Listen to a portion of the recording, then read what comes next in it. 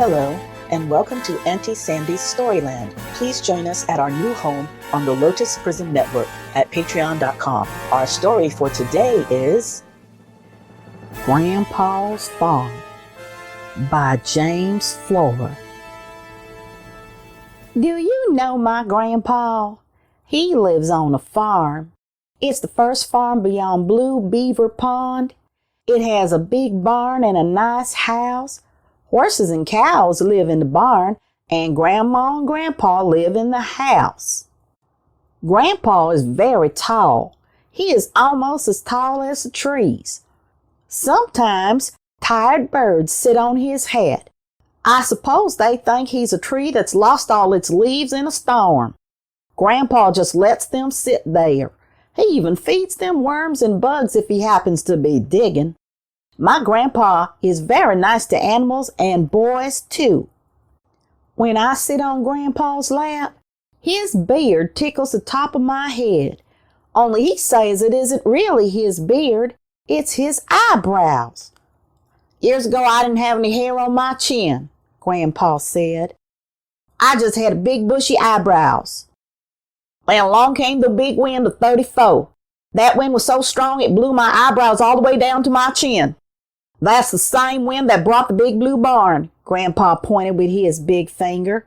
But that's a long, windy story. I'll tell it to you some other time. Now, Grandpa, I begged, please tell me now. Very well, Grandpa said. I will if you'll just turn the page. The big wind of 34. When Grandma and I first came to the farm, there was no barn. Just a house. We were very poor and couldn't afford to build a barn. We had a cow and she had to sleep outside. She didn't like that at all. On cold days, she would get so angry that she wouldn't give us any milk. We tried to explain to the cow how sorry we were, but she wouldn't listen. When a cow gets good and mad, she just won't listen to anybody.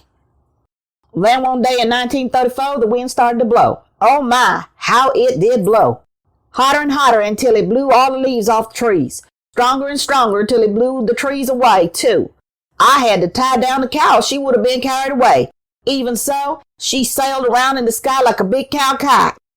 I never seen such a strong wind in my whole life. I had just finished digging a deep well in the backyard. I had to dig it down 40 feet, and that was hard work. Well, that wind huffed and puffed until it blew that well right out the ground and carried it away. I never did see it again. That made me so mad I ran out the house and threw a big chunk of firewood at the wind. It must have hurt him. It must have made him stop and think how mean he was being to Grandma and me, because the next thing I saw was a big blue barn sailing through the air. It swished over the house and settled down where you see it now. It was a good barn, but it didn't have any doors, so I shouted, "Hey, wind, you forgot the doors."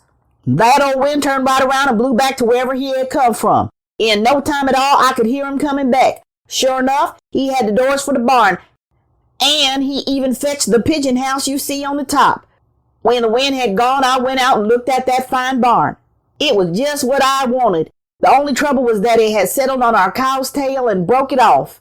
That made me very sad, but Grandma said not to worry.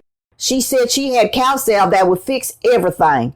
But that's another story which I will tell you someday. Tell me now, Grandpa, I begged. Please tell me now. Very well, Grandpa said. I'll tell you now if you just turn the page. Grandma's cow salve. I've never seen such a fine salve as Grandma's cow salve. She rubbed some of it on the place where the cow's tail had broken off. The very next day, the cow was grown a new tail. Grandma picked up the cut-off tail and rubbed some salve on it too. Do you know what happened? A new cow started growing onto the old tail. In no time at all, we had 2 cows instead of 1. Then Grandma rubbed some salve on all the tree stumps left over from the big wind. New trees started to grow. That salve could have made anything grow. I remember one time when we bought a new car. We didn't have a garage, so I chose a big watermelon in our garden. I rubbed some salve on it. A few days later, it was so big that I cut a door in it and scooped out the insides. I drove the car inside and used it as a garage for more than a year. That salve worked so well on watermelons that I thought I'd put just a dab on a cornstalk. Whoosh! That cornstalk grew so fast that it knocked me over. Our pig Wilfred was chewing on an ear of corn, and before he could open his jaws to let go, he was high in the air and going higher. He squealed with fright. I ran and got my axe. I tried to chop down that corn stalk, but I couldn't do it. It was growing so fast I could never chop it twice in the same place. Up and up and up it grew. Finally, I couldn't hear Wilfred squeal anymore. He must have stopped squealing and started eating because the corn cobs started to drop. All summer long, Wilfred was up there eating corn and dropping cobs on our heads. Grandma and I had to wear dishpans on our heads whenever we went out. When summer was over, the cornstalk stopped growing and Wilfred climbed down. He had eaten so much that he weighed over 1,000 pounds. Biggest pig I ever saw. It's a good thing he did get fat. It's very cold high up there in the sky. He would have frozen stiff without all that fat to keep him warm. Of course, he froze stiff in that terrible winter of 36. Twice as much fat wouldn't have kept him warm that winter. But that's another story which I'll tell you some other time, Grandpa said. Tell me now, Grandpa. Please tell me now, I begged. I don't mind if I do, Grandpa said, and I will if you will just turn the page. The terrible winter of 36. It got cold very early that year, Grandpa said. By Thanksgiving, it was so cold that our shadows froze on the ground and lay there all winter. Even the icicles were shivering. Grandma used to bring them in by the fire at night. It got colder and colder until at Christmas time, all of the candles on the Christmas tree froze and we couldn't blow them out. They burned all winter long. It got so cold finally that when Grandma and I talked to each other, our words froze. We had to try to fry them in the frying pan to hear what we were talking about. Then the fire in the stove froze too, and we couldn't cook any more words. Grandma and I had to wait until summer came before we could hear what we had talked about all winter. After the new year, it got even colder, and the clouds froze and fell down with terrible thumps. Grandma and I didn't go out of the house after that. It was too dangerous to walk around on those big, slippery, lumpy clouds. It's just as well we didn't because it got so cold that even gravity froze. You know what gravity is, don't you? Gravity is the force that makes everything that goes up fall back to the ground. When you throw a ball up in the air, gravity makes it come back down so you can catch it. Well, that winter, everything that was up didn't come down. It just froze up there where it happened to be. You could look up to the sky and see birds with their wings spread, but they weren't moving. They just hung there in the sky all winter long. People tell me that over in Big Sneeze country, a hunter shot at a bear just as the bear jumped at him. At that very moment, gravity froze. The bear was frozen in the air and so were the bullets and the hunter. All winter long, they stared at each other, frozen in the same spot.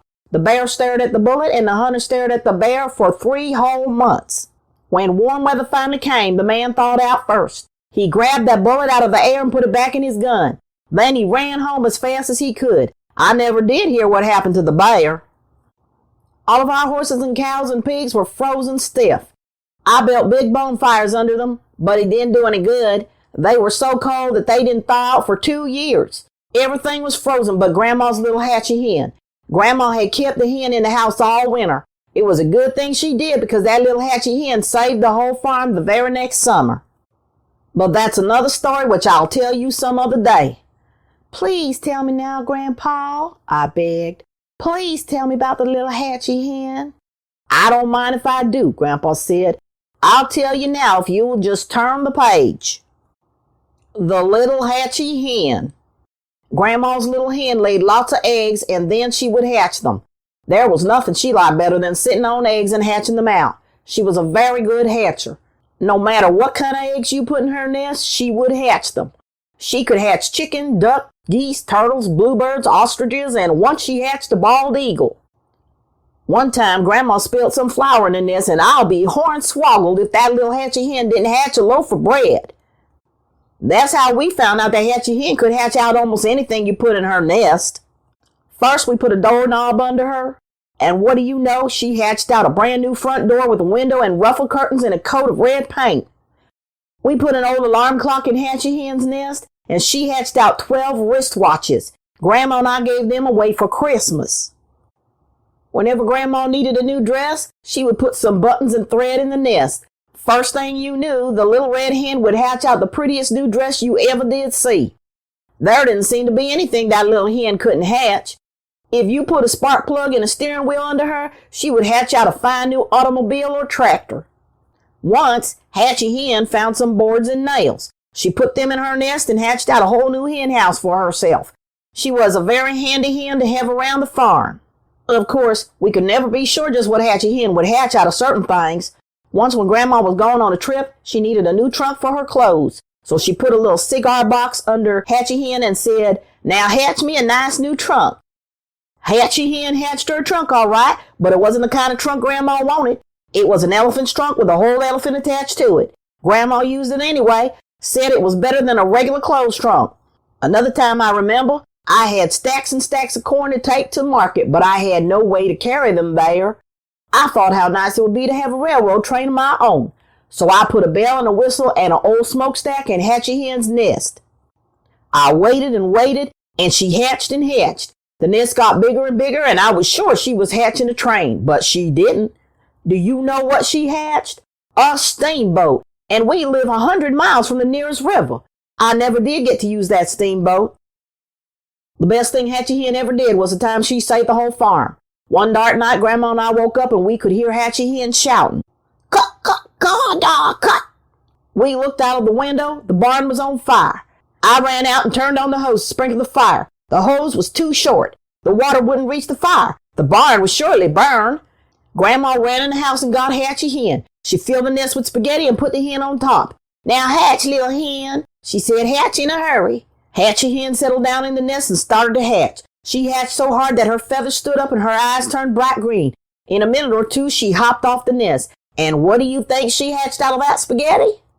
Fire hose. 200 feet of fire hose. I hitched it to the faucet and put out the fire. And that's how Hatchy Hen saved the farm. She'd be here right now hatching out toys and boots for you if we hadn't lost her in the big snow of 44. But that's another story which I will tell you some other time. "Tell me now, Grandpa," I begged. "Please tell me about the big snow." "I can't," Grandpa said. "There aren't any more pages in this book." I looked, and sure enough, Grandpa was right. There weren't any more pages in this book. I'll just have to wait until Grandpa goes to the page store and gets more pages. Then I can hear about the big snow of 44. I hope he hurries. That is the end of our story for today. Thank you so much for tuning in. Join our exclusive Storyland membership on the Lotus Prism Network to get special appreciation bonuses and rewards as a valued member of our listener team. To join our membership, go to patreon.com/the Lotus Prism Network. For those who like the book we read today and would like to purchase it, please click the link in the description. Follow our Facebook page so you can find us on all your favorite social media and share with your family and friends. Thank you for your support. We'll see you next time on Auntie Sandy's Storyland.